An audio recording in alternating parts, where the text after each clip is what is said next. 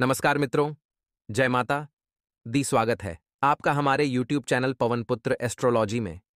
तो मेष राशि वाले लिए बात करते हैं। आने वाले 24 घंटे की देख लेते हैं। क्या कह रहे आने वाला समय आपके लिए दुश्मनों की हड्डियां टूटने वाली हैं। तो वीडियो बहुत ही महत्वपूर्ण है। महत्वपूर्ण ग्रह गोचर के आधार पर बनाए गए हैं। अनुरोध है, इसे अंत तक जरूर देखें। पसंद आए तो लाइक करें, चैनल को सब्सक्राइब करें, बेल आइकन को प्रेस करना ना भूले। तो शुरुआत करेंगे। दोस्तों, आपको मैं बता दूं कि यह दो देवी आपसे बहुत नाराज है। और अब आप ये सोच रहे होंगे कि आखिर यह दो देवियां कौन हैं और आपसे नाराज क्यों हैं। तो देखिए दोस्तों, मैं आपको बता दूं कि पहली जो देवी है वह है आपकी कुल देवी जी। दोस्तों, आपने अपने पिछले समय में कई ऐसी गलतियां करी है जिससे आपकी जो कुलदेवी है वह आपसे बहुत ज्यादा नाराज हो चुकी है। आपने आखिर कौन सी गलतियां करी है, मैं इस वीडियो में तो आपको बताऊंगा ही। साथ ही कुलदेवी को आप कैसे प्रसन्न करें और कैसे उनकी कृपा पा सके, मैं आपको यह भी बताऊंगा। देखिए दोस्तों, अगर हमारे ऊपर कुल देवी देवताओं की कृपा रहती है तो दोस्तों हमें अपने जीवन में कभी भी कोई दुख परेशानी नहीं झेलनी पड़ती है। वही अगर हमारे ऊपर कुल देवी देवताओं की कृपा नहीं रहती है या कुल देवी देवता से नाराज होते हैं तो अक्सर कुल के कुल का विनाश तक हो जाता है। बड़ी बड़ी परेशानियां आ टपकती है। आपने कई ऐसे परिवार देखे होंगे जो अचानक से बहुत तेजी से उनके घर में संकट आए और एक समय ऐसा आया कि उनके पूरे कुल का नाश हो गया, यानी कि उनके पूरे परिवार का विनाश हो गया। ऐसा तभी होता है जब हमारे कुल देवी देवता हमसे क्रोधित हो जाते हैं। और दोस्तों, आपने ऐसे घर भी देखे होंगे जो पहले एक झोपड़ी में रहा करते थे। उनके पास कुछ हुआ भी नहीं करता था। पहले किराए से रहते थे और अचानक से उनके दिन पलट गए। करोड़ों का बंगला उन्होंने ले लिया, गाड़ी घोड़े ले लिए। उनके घर में सुख शांति रहना शुरू हो गई। उनके घर में शादियां हो गईं, बच्चों की संतानें हो गईं, हंसी खुशी का माहौल रहने लगा। कुल मिलाकर उनके दिन पलट गए। ऐसा तब होता है जब व्यक्ति के ऊपर कुल देवी देवताओं की कृपा रहती है। तो अगर आप भी चाहते हैं कि आपके कुल देवी देवता आपसे प्रसन्न रहें और आपके ऊपर कृपा बरसाए, तो इस वीडियो को आखिरी तक देखते रहना। देखिए दोस्तों, आपकी जो सबसे बड़ी गलती है उसके बारे में मैं आपको बता देता हूं। आपकी सबसे बड़ी गलती यह है कि आप, दोस्तों, जिस प्रकार खाना खाते हैं, जिस प्रकार अपनी जिंदगी में हर एक काम को अंजाम देते हैं, आप नौकरी करते हैं या व्यापार करते हैं, दोस्तों फर्क नहीं पड़ता। जिस प्रकार आप अपना रोजाना जीवन यापन कर रहे हैं, ठीक वैसे ही आपको एक और चीज अपने जीवन में अपनानी है, और वह चीज है अपने घर के कुलदेवी देवताओं को पूजना। देखिए, पूजने का अर्थ यह नहीं है कि आप हमेशा उनकी विधि विधान से पूजा करें। रोजाना आप अगर मन से उनको याद कर लेंगे अपने कुल देवी देवताओं को, साथ ही आप 2 अगरबत्ती अपने कुल देवी देवताओं के नाम की घर में लगा देंगे, एक दीपक लगा देंगे और उनसे प्रार्थना करेंगे कि हे मेरे कुल देवी देवता, आप अपने इस परिवार की रक्षा करो, आप इस कुल की रक्षा करो, इस कुल पर कोई विपत्ति मत आने दो। हम आपके ही वंशज हैं, हम आपके ही बालक हैं, हमारी रक्षा करो और हमारी प्रगति में सहायता करो। तो आपके कुल देवी देवता इतने प्रसन्न हो जाएंगे कि आपको किसी चीज की कमी नहीं होगी और आपको हर एक चीज वह मिलेगी जो आप उनसे मांगोगे। तो दोस्तों, अपने कुल देवी देवताओं को याद करना बिल्कुल न भूले। जो गलती है वह बता देता हूं। देखिए, आप जैसे जैसे जीवन में दोस्तों आगे बढ़ते जा रहे हैं, वैसे वैसे आप अपने भगवानों को, अपने कुलदेवी और कुल देवताओं को भूलते जा रहे हैं। यह आपकी सबसे बड़ी गलती है। आधुनिक युग चल रहा है दोस्तों, लेकिन इसका मतलब ये नहीं है कि हम अपने देवी देवताओं को ही भूल जाएं। दोस्तों, इस कारण से ही आपके जीवन में दुख तकलीफें आ रही हैं। अगला कारण मैं आपको बताऊं। देखिए, घर में कुछ नियमों को अपनाना चाहिए।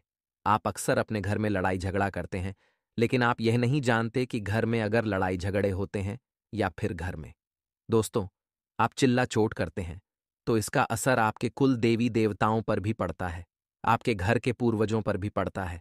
अगर घर में लड़ाई झगड़े होंगे, घर में शांति पाठ का माहौल नहीं रहेगा, तो आपके पूर्वज भी आपसे नाराज हो जाएंगे, क्योंकि हमारे घर में भी कई सारे देवी देवता वास करते हैं।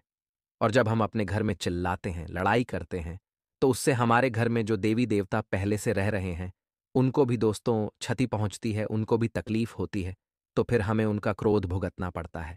इसलिए घर में कभी भी लड़ाई झगड़ा ना करें, ना ही मनमुटाव करें। जिस घर में दोस्तों हंसी खुशी का माहौल होता है, जिस घर में दोस्तों परिवार के लोग मिलजुल कर रहते हैं, उस घर में कृपा और ज्यादा बरसती है देवी देवताओं की। तो इस बात का हमेशा आपको ध्यान रखना चाहिए।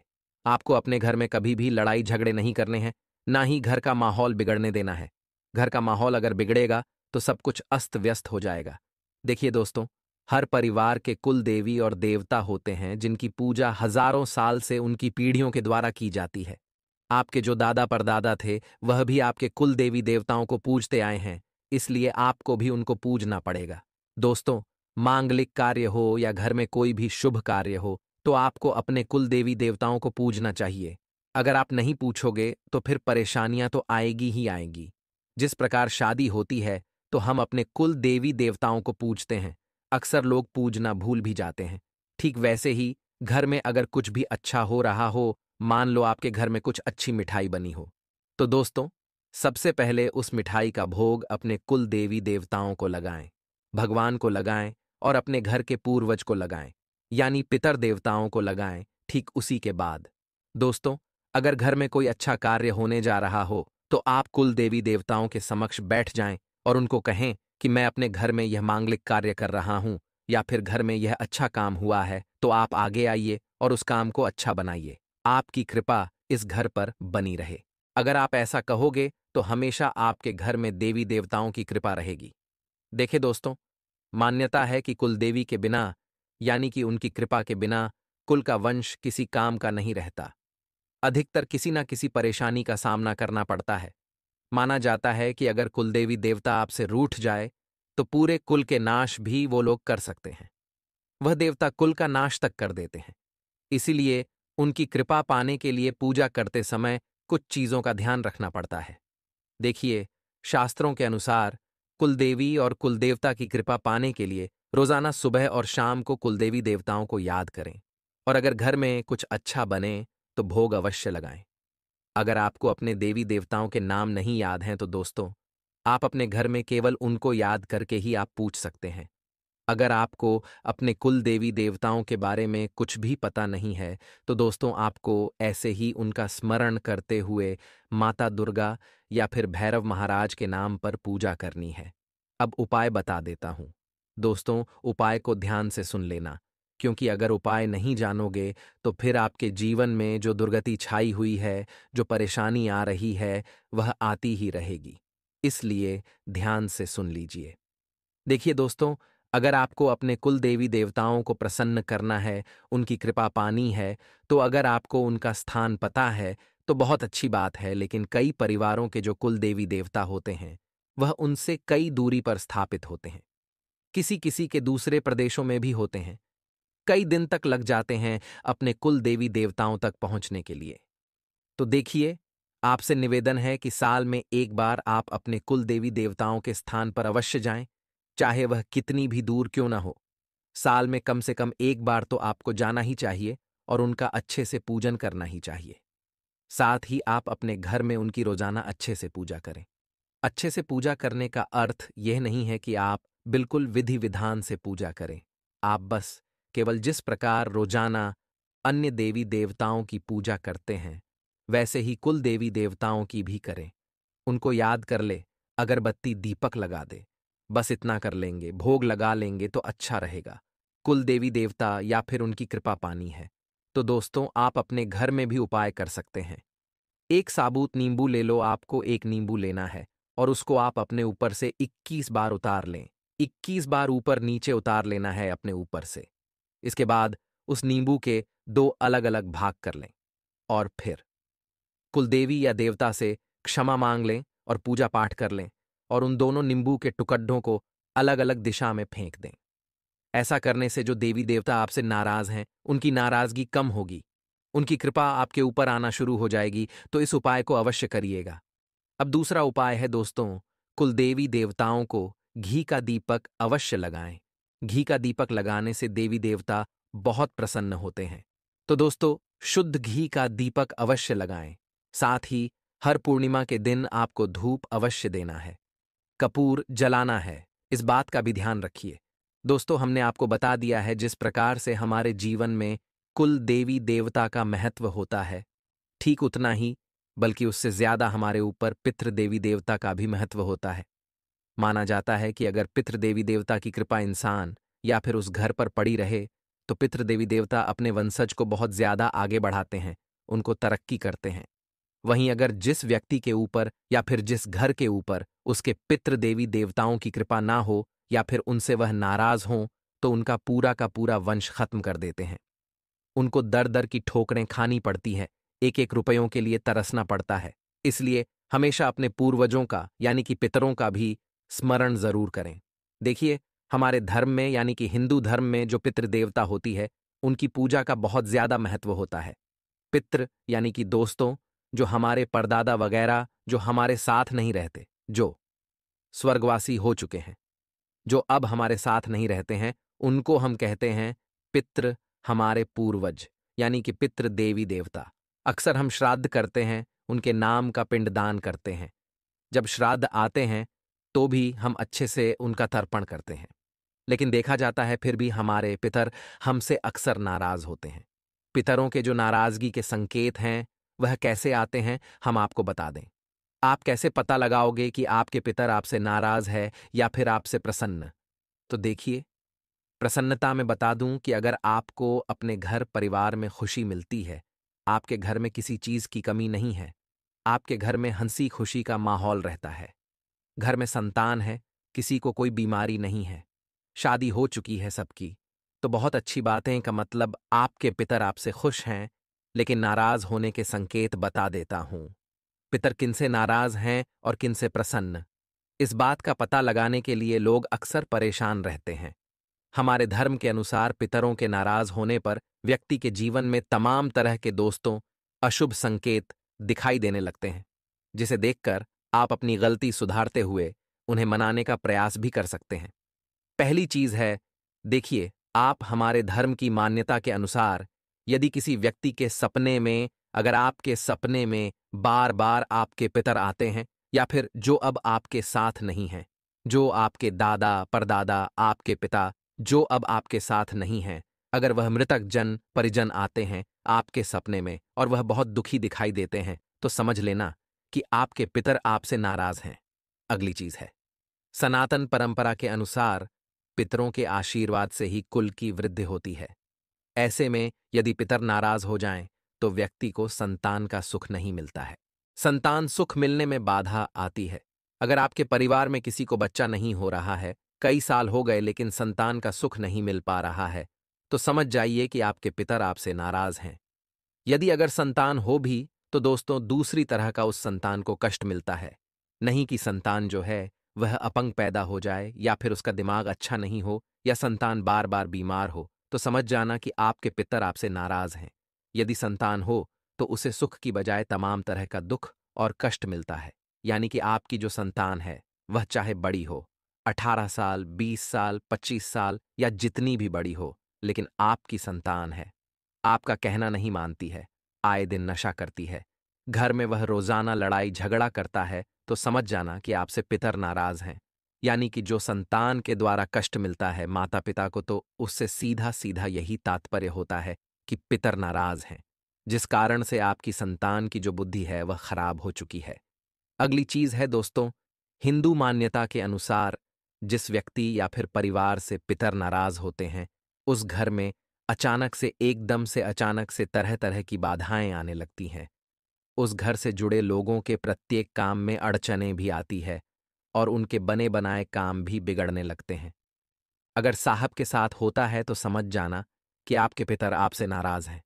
वहीं दोस्तों, मान्यता यह भी है कि जिस व्यक्ति या फिर परिवार से पितर नाराज हो जाते हैं, उसके घर में होने वाले मांगलिक कार्य जैसे कि विवाह हो या फिर दूसरे मांगलिक कार्य भी, वह तमाम तरह की उसमें भी बाधाएं आती हैं। वैवाहिक सुख की प्राप्ति नहीं होती है, तलाक हो जाते हैं। कभी कभी दोस्तों, विवाह का सुख भी नहीं मिलता है, विवाह होने में भी दिक्कतें आती हैं। घर के बड़े बड़े लड़के भी, उनका भी विवाह नहीं हो पाता है। तो यह सब चीजें इशारा करती हैं कि आपके पितर आपसे नाराज है। अब इनको प्रसन्न कैसे किया जाए? पितरों को प्रसन्न करने का तरीका मैं आपको बता देता हूं, लेकिन मुख्यतः पितृ अगर आपने उनका अच्छे से श्राद्ध कर रखा है, अच्छे से उनका तर्पण कर रखा है, तो अच्छी बात है। नहीं कर रखा है तो कर देना, ये बात अलग हो गई। लेकिन मैं कुछ छोटी छोटी दिक्कतें बताता हूं। देखिए, ये तो एक मुख्य दिक्कत है। अगर तर्पण नहीं कर रखा है, उनका श्राद्ध नहीं कर रखा है, तो पहली फुर्सत में जाइए और उनका श्राद्ध करिए। और अगर आपने श्राद्ध वगैरह कर दिया है अच्छे से, फिर भी दिक्कत आ रही है, तो देखिए, अब अलग चीज मैं बता रहा हूं। देखिए, पितृ तब नाराज होते हैं जब आप उनको याद नहीं करते। देखिए, अक्सर लोगों के मुंह से सुना होगा कि मरे हुओं को ज्यादा याद नहीं किया जाता, लेकिन अक्सर हमें समय समय पर अपने पितरों को याद करते रहना चाहिए। देखिए, अक्सर व्यक्ति दुख में अपने पूर्वजों को याद करता है और उनको कोसता है कि आप तो मर गए और मैं यहां जिंदा हूं और ये सब दुख तकलीफ भोग रहा हूं। तो दोस्तों, ऐसा मत करिए। अगर आप उनको कोस होगे तो इससे विपदाएं और आएगी। उनको कभी भी मत कोसना उनको, बल्कि आप और बोलना कि आप जहां हो हमेशा खुश रहो। देखिए, अगर आपके जीवन में दुख तकलीफ आ रही है तो आपको निवारण तो मैं बताऊंगा ही बताऊंगा। और निवारण ये है कि आपको अपने भगवान से, आप जिस भी भगवान को मानते हो, भोलेनाथ जी को, शनिदेव को, बजरंग बली को, उस भगवान को आप बोलिए कि हे भगवान, मेरे पितर जहां भी हो हमेशा उनको प्रसन्न रखना, उनको किसी चीज की कमी मत होने देना। आप अपनी तरफ से अगर भगवान से अपने पितरों के लिए शांति मांगोगे, तो अपने पितरों के लिए दुआ मांगोगे, तो इससे आपके जो पितर कष्ट भोग रहे हैं उनके कष्ट कट जाएंगे, उनके कष्ट मिट जाएंगे। क्योंकि भगवान ये देखते हैं कि आपके कुल के लोग, यानी कि जो आपके कुल के, यानी कि आप अगर अपने पूर्वजों के लिए कुछ मांग रहे हो, तो आपकी मुराद बहुत जल्द पूरी होगी और आपके पूर्वजों को शांति मिलेगी और आपके पूर्वज फिर आपके ऊपर कृपा भी बरहच जाएंगे।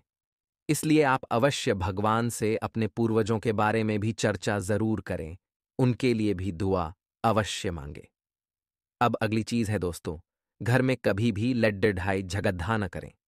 जिस घर में लड्ढाई झगड़े ज्यादा होंगे, उस घर में फिर दिक्कतें आनी ही आनी है। साथ ही जो चीज आपके पूर्वजों को पसंद नहीं थी, मान लीजिए आपके दादाजी थे जो आपके साथ नहीं है। आपके दादाजी को कुछ चीजें आपके घर में पसंद नहीं थी, जैसे कि उनको करेले की सब्जी पसंद नहीं थी, तो आप कोशिश करें कि घर में करेले की सब्जी ना बने। साथ ही उनको मदिरा का सेवन यानी कि दारू पीना पसंद नहीं था, तो आप भी कोशिश करें कि आप अपने घर में कभी भी दारू ना पिएं। उनको जिस चीज की दिक्कत थी, उनको जिस चीज से परेशानी थी, उस चीज को आप हमेशा अपने घर से दूर रखें। इस चीज का आपको ध्यान रखना चाहिए। अगर आप ऐसा करोगे तो फिर दिक्कत तो आएगी ही आएगी, क्योंकि लाख आपके पूर्वज अब आपके साथ नहीं हैं, या फिर वो जहां भी उनको मुक्ति मिल गई, फिर भी घर में थोड़ा सा अंश उनका जरूर होता है। और जब आप वह चीज करते हो जो उनको पसंद नहीं थी, तो फिर परेशानियां तो आएगी ही आएगी। तो दोस्तों, आशा है आपको मेरी बातें अच्छे से समझ आ गई होगी। अब मैं आपको इस वीडियो में आने वाले 3 दिनों में आपकी जिंदगी में जो महाबदलाव होने जा रहा है, उसका जल्दी जल्दी करके राशिफल दे देता हूं। क्योंकि यह 3 दिन बहुत ही खास है आपके लिए, और इन 3 दिनों में आपके देवी देवताओं की कृपा तो आपके ऊपर रहेगी, साथ ही सितारों की उल्टी चाल का असर भी देखने को मिलेगा।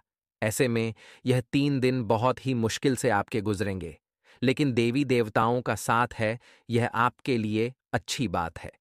आइए ध्यान से सुनिएगा हर एक बात को।